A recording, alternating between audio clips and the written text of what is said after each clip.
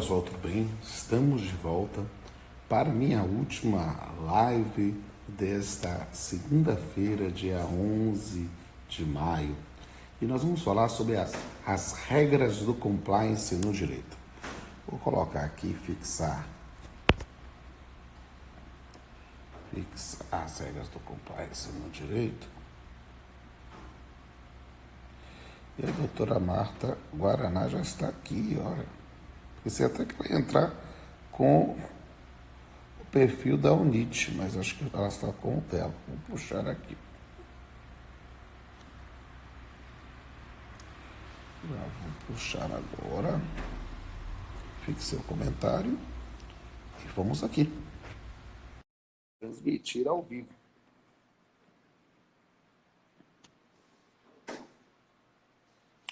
Tá chamando, conectando. Olá, doutora Marta. Olá, Como vai? Tudo bom? E estamos aí combinando fazer a sua primeira live da vida. Vamos aqui ter essa oportunidade, esse prazer de conversar contigo, uma jovem talentosa, já que já trabalhou o tema, né, no campo do doutorado. Então, nesse ponto, eu acho que a gente vai bater um papo muito interessante nessa noite. A minha última live aqui dessa segunda-feira, dia 11 de maio, e vamos conversar aqui. Essa minha live é minha live número 131, desde que eu entrei em isolamento, mas é que bom revê-la firme, forte, né, saudável, poderosa. Vamos bater um papinho aqui sobre na compliance. verdade, a honra é toda minha, né? Então, Porque, assim, para mim é um prazer estar aqui nesse dia de hoje ao seu lado, né? Assim, não fisicamente, mas virtualmente. virtualmente hoje a gente consegue, né? Essas proezas e, assim, é muito bom estar com uma pessoa que tem um nome grande aí no mundo jurídico, né, que é muito respeitado. E, enfim, já tivemos, né, o prazer de estarmos juntos num congresso, lá na UNIT, né, Foi muito legal lá. A gente fez a palestra cantada lá, inclusive, o inteiro teor está lá no meu canal no YouTube. A gente colocou E o inteiro teor foi da palestra. Foi perfeito. muito legal.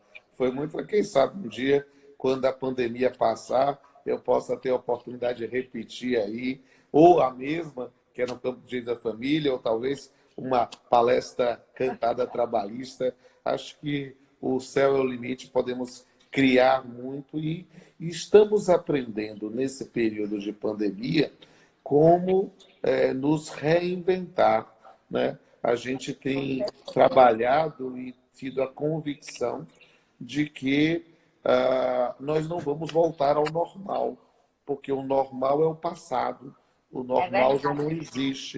Nós estamos construindo um novo normal e nesse novo normal a criatividade parece ser uma das saídas para sair da mediocridade. Acho que a gente pode criar muita coisa interessante e, quem sabe, vai ser uma satisfação enorme voltar a Recife e fazer de novo a palestra cantada aí. Espero que a gente tenha essa oportunidade. É depender A do destino. satisfação vai ser toda nossa, minha e dos nossos alunos que estarão ansiosos, né, pela sua vinda aqui mais uma vez. Já Aquele está. congresso foi maravilhoso.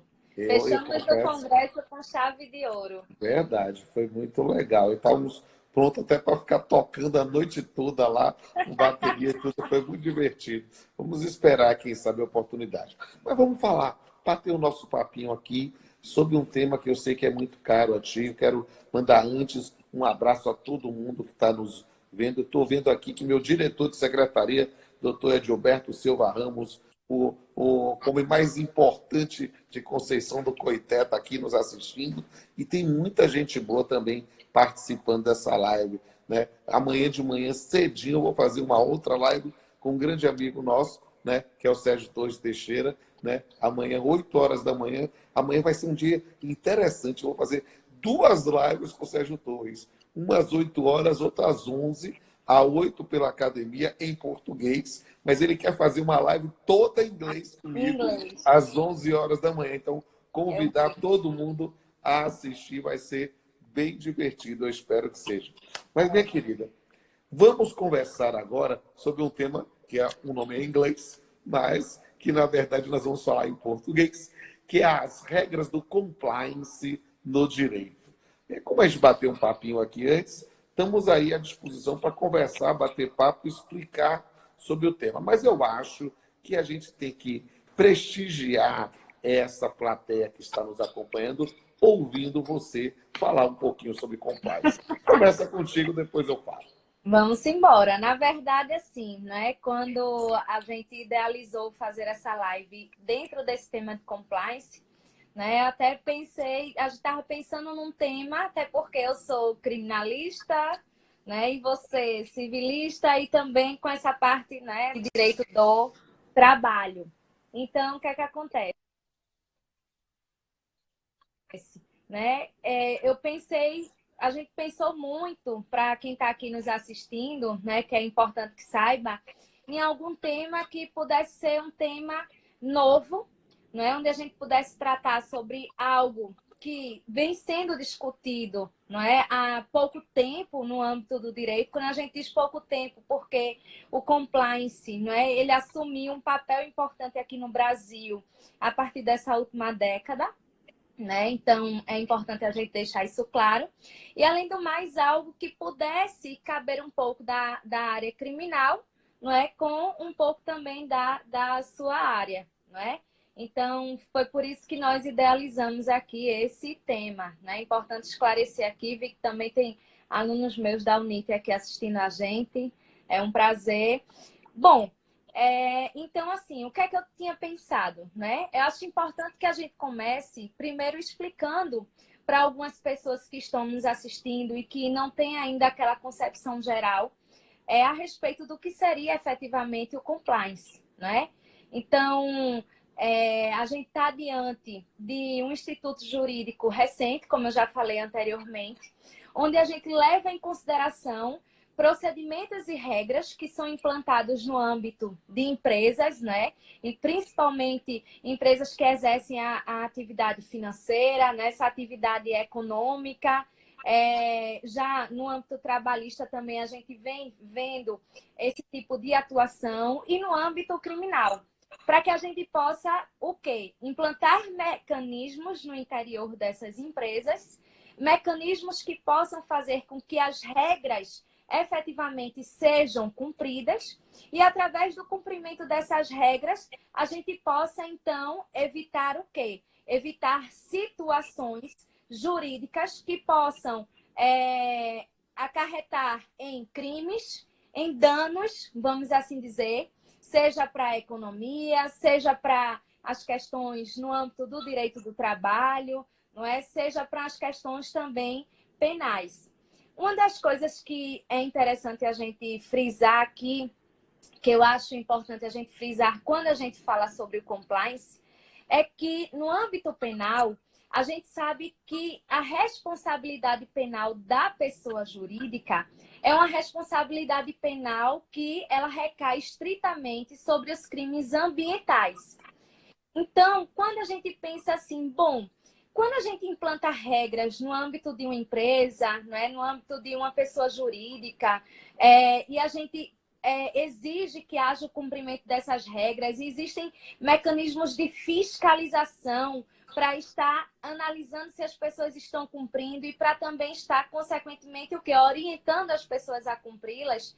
Por que a gente trataria de algo ou abarcaria também aí uma área que seria a área criminal, se as pessoas jurídicas não seriam responsabilizadas penalmente, a não ser por crimes ambientais, né? Então, acho importante a gente frisar aqui que, apesar da gente ter essa responsabilização penal das pessoas jurídicas apenas para crimes ambientais, a gente tem visto uma concepção de quê?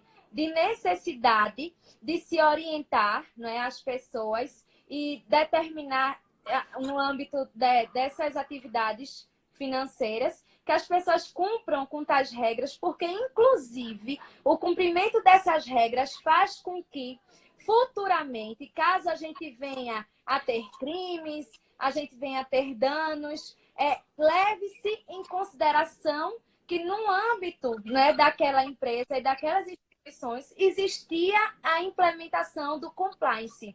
Então, isso vai servir para quê? No âmbito criminal. Vai servir para que o magistrado, na hora de dar uma determinada sentença, inclusive se for uma sentença que ele considere, né, que seja condenatória por ter havido dolo na prática de alguns delitos, como aconteceu do Banco Rural, que a gente viu aí, né, aquelas pessoas que trabalhavam no Banco Rural, que fizeram empréstimos sem observância dos requisitos estabelecidos pelo Banco Central. Foi um dos principais casos que trouxe essa polêmica para que a gente tivesse esse pensamento de implementação do compliance no âmbito criminal. Então, o que é que acontece? Isso daí vai servir para que, na hora do magistrado aplicar, inclusive, uma penalidade, ele use como parâmetros o fato dessas empresas, dessas instituições, no caso aí dessas pessoas jurídicas, terem em seu âmbito interno a implementação ou não do compliance. Então, a gente precisa deixar isso é importante a gente frisar para o pessoal, não é que isso vai ser levado em consideração. Não quer dizer que o fato de existir compliance, a gente vai ter uma absolvição total. Nem sempre isso vai acontecer. Mas pode ser que a gente tenha uma redução grande de penalidades a serem estabelecidas, de multas, né, de circunstâncias outras decorrentes desses danos, onde seria levado em consideração que houve ali uma tentativa, né, ao menos, de implementação desse instituto, na verdade, para que pudesse ter sido amenizada a conduta das pessoas que, porventura, descumpriram as regras. Né? Perfeito. Então...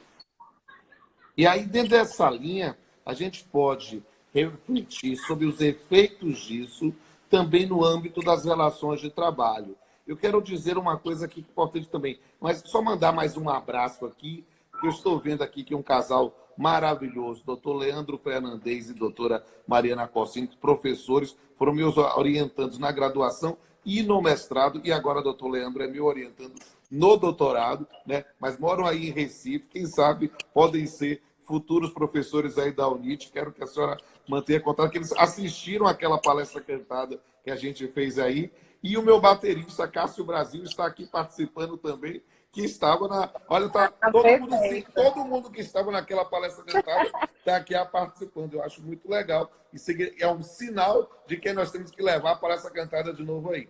Mas vamos falar aqui.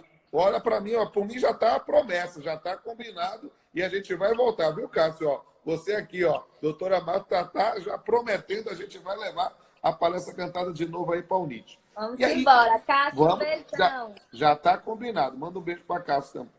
E aí, o que é que acontece? A ideia de compliance, na verdade, como a senhora colocou muito bem, é a ideia de cumprimento, de fiel cumprimento das regras aplicáveis sobre isso. Não há em si uma ideia diferencial do próprio rigor do cumprimento das regras jurídicas. Todavia, nós temos visto justamente nessa interface do direito penal com o direito do trabalho, um maior relevo na ideia de uma fiscalização interna do cumprimento das regras escritas. E note como isso tem repercutido no campo da seara penal, justamente para verificar nessas hipóteses há uma postura em relação à própria noção da persecução criminal, justamente se a empresa segue regras de compliance ou, a contrário senso, se ela descumpre o quanto isso pode repercutir na persecução criminal. Da mesma forma, na área trabalhista, uma preocupação com mecanismos de efetivo cumprimento e fiscalização da legislação trabalhista é algo que é cada vez mais importante na contemporaneidade. Eu aqui na Bahia atuo como professor da, da Universidade Federal da Bahia, mas também em uma instituição privada, que é de um grupo norte-americano, e no grupo Laureate, a Unifax. E a Unifax tem uma preocupação extrema com as regras de compliance.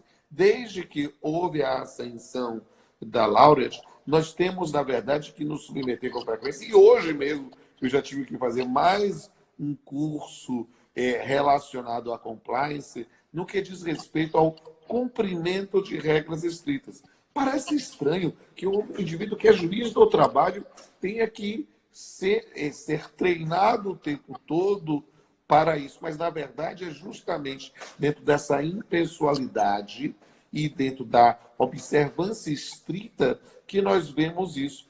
Eu tive a oportunidade de fazer uma live, não uma live não, um episódio do Papeando com Pamplona com o professor Yuri Pinheiro do TRT da Terceira Região, especificamente sobre compliance trabalhista.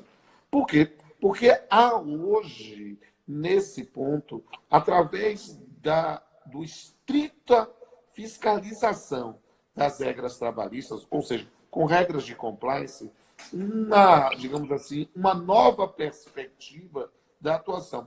Digo isso por quê?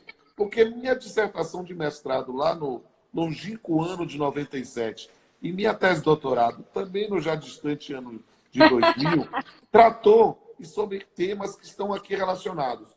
Dano moral e, principalmente, assédio sexual.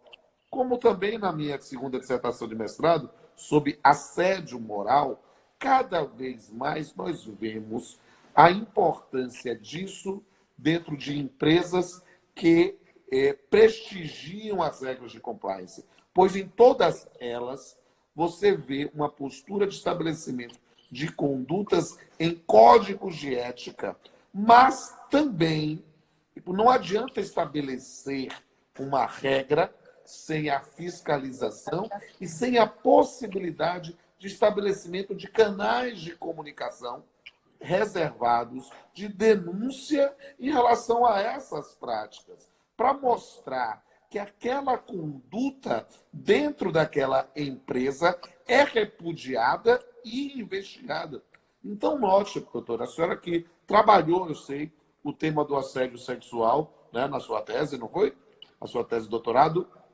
Na verdade, a minha tese foi sobre a questão do crime de estupro contra as Sim, mulheres transexuais no estado de Pernambuco. exato. Mas aí a gente discutiu também aspectos relacionados à liberdade sexual. Quando a gente pensa lá no campo do assédio sexual, especificamente, às vezes em regras de compliance, você precisa de mecanismos Isso. para a denúncia dessas condutas. Isso.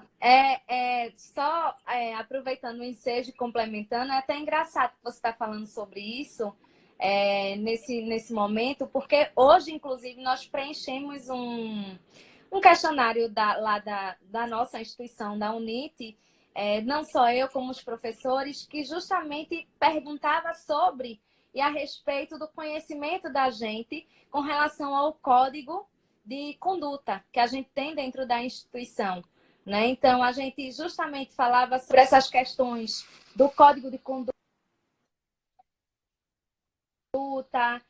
do que a gente imaginaria como sendo condutas, vamos assim dizer, ilícitas, que pudessem ser abarcadas pelo código de conduta, se a gente tinha conhecimento de qual era o órgão dentro da nossa instituição responsável por apuração de fatos, se a gente sabia que quando a gente realiza algum tipo de denúncia, que essa denúncia ela pode ser anônima ou não, fica a nosso cargo.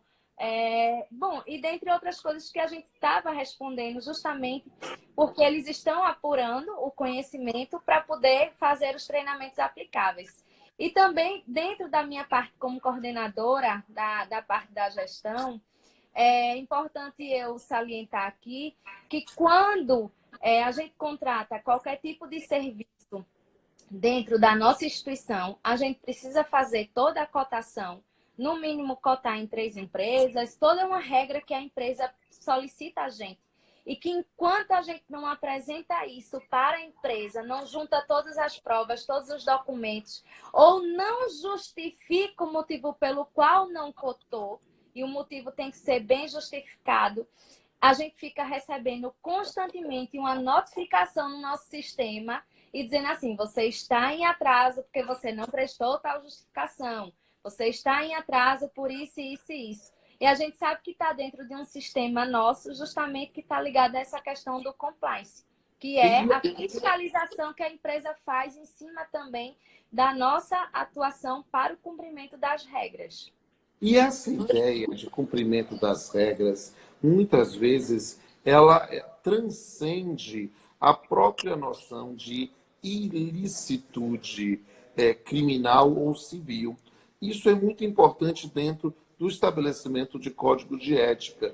Por quê? Porque, note, nem tudo aquilo que é lícito quer dizer que seja aceitável do ponto de vista moral.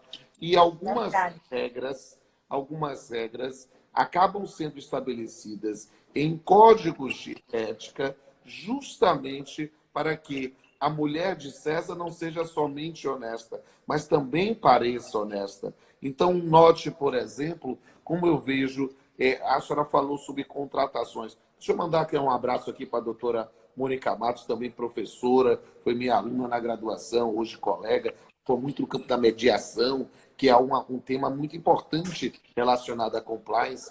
Né? Por quê? Porque note, por exemplo, quando se fala sobre contratação. Às vezes, talvez a pessoa que preste o melhor serviço para um determinado produto seja alguém das suas relações. Mas, mesmo a senhora sendo a coordenadora e sabendo que aquele é o melhor, o fato de ser a sua decisão, às vezes, pode tornar suspeita a sua contratação. Então, às vezes, uma regra de compliance interessante, muito comum em códigos de ética, é justamente nessa circunstância, para mostrar que a contratação é a mais idônea possível, é melhor que não seja a senhora que é assim, ou não seja a senhora que decida, que passe, inclusive, para o seu superior, dentro da estrutura funcional da universidade, para esse tipo de postura. E isso é interessante, por quê? Porque muitas vezes são regras éticas ou regras de conduta que muitas vezes não estão positivadas em textos legais, mas que podem, através de códigos de ética, serem publicizadas como as condutas que se quer.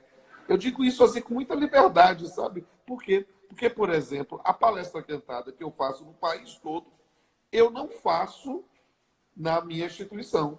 Por quê? Porque como precisa fazer a remuneração que não vai para mim, mas sim para os músicos, né? Eu digo, como eu sou alguém que estou interessado em que eles recebam, eu não ganho absolutamente nada, não tenho nenhuma retribuição nesse tipo, mas mesmo assim, porque não basta ser honesto, tem que parecer honesto, há uma regra de compliance, e aí não faço. Agora, para outras instituições, né, eu faço com muito prazer. Sorte da UNIT, que vai me ver de novo aí na próxima vida. Né? E a senhora tem alguma reflexão que a senhora ainda queira compartilhar? Nós estamos já há 25 minutos da live, tá fluindo bem o tempo, daqui a pouco a gente vai ter que ter alguma tempo. O pessoal está perguntando aqui se a compliance funciona. Perceba que a ideia de regra de compliance funciona tanto quanto a própria noção de um preceito legal. Só que ela, na verdade, tem um cunho moral fundamental. Então, pessoal, veja a questão da Petrobras, que também tinha regras de compliance e muitas vezes foi envolvida no escândalo de corrupção. Perceba que o fato de se enquadrar no tipo penal é agravado do ponto de vista da estrutura funcional justamente pela violação das regras de compliance. O que a senhora quer falar sobre isso aí? Desculpa aqui, senão eu acabo falando demais. Eu tenho que ouvir também. Não, assim, mas é exatamente isso, né? Que no caso o senhor está falando aqui, né? A gente precisa lembrar que o compliance no âmbito criminal, ele tomou vamos assim dizer, uma ideologia mais forte aqui no Brasil, inclusive após a lei anticorrupção, né, que foi aquela lei 12.846 de 2013, que ela traz no artigo 7º, é importante a gente até frisar que no artigo 7º ela fala sobre justamente essa questão, como um dos elementos que a gente precisa ter a serem considerados na fixação das sanções, a existência de mecanismos e procedimentos internos de integridade. A auditoria, estou até aqui com a lei aberta, a auditoria incentiva a denúncia de irregularidades e a aplicação efetiva de códigos de ética e de conduta no âmbito da pessoa jurídica, né? Então, isso é levado em consideração. É levado em consideração, por exemplo, para as pessoas que descumprem sabendo que existem as regras. Então, sabendo que existem, que são fiscalizadas e que mesmo assim descumprem, a gente consegue, através daí, determinar que existe um dolo. É diferente daquelas pessoas que não sabiam, né, a respeito da existência de nada, de uma empresa que, em tese, não teria nada implantado, que não tivesse um código de ética. É diferente de você ter na empresa esse código de ética, de você ter o código de conduta, das pessoas terem consciência, de estarem sendo fiscalizadas e de infringirem, porque a gente entende que a culpabilidade ela se torna mais intensa, né? Então, o magistrado, na hora de aplicar uma pena, em sendo o caso da comprovação aí da autoria e da materialidade delitiva, ele vai levar isso em consideração, né? Na hora de se imputar uma responsabilidade penal, por exemplo, alguém da alta gestão que fez por A mais B, que tudo aquilo fosse cumprido e que fiscalizou e que foi atrás da fiscalização, mas que, embora tenha usado de tudo para que pudesse ter o sucesso, essa questão do compliance, e não teve porque alguém que estava subordinado não cumpriu, na hora do magistrado analisar esse gestor, o magistrado vai levar em consideração, se for o caso, para minimizar a pena, levando em consideração o tipo de atuação que ele teve. Então, embora isso não seja ligado, por exemplo, a gente costuma dizer assim, não seja ligado efetivamente a descumpriu as regras, vai receber a pena A, B ou C, mas tudo isso é levado em consideração dentro de um contexto, na hora de aplicação da pena ou, inclusive, se for o caso de absolvição do réu, né? Então, essas são as observações que eu tenho aqui para fazer.